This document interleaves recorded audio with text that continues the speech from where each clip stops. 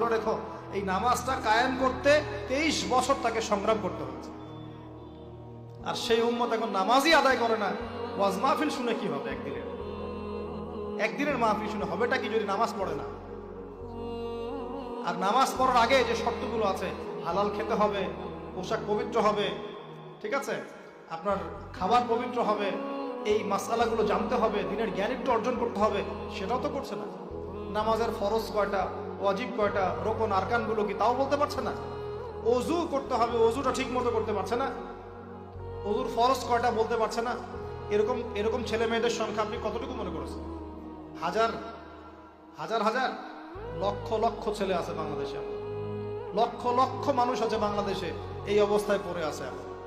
তারা মনে করে দুনিয়ার শিক্ষা যথেষ্ট, দিনী শিক্ষা আমাদের প্রয়োজন নাই, হুজুর করবে। মরে গেলে হুজুর ডাকবো, জানাজা পড়াই দিব। বাবা মারা গেছে,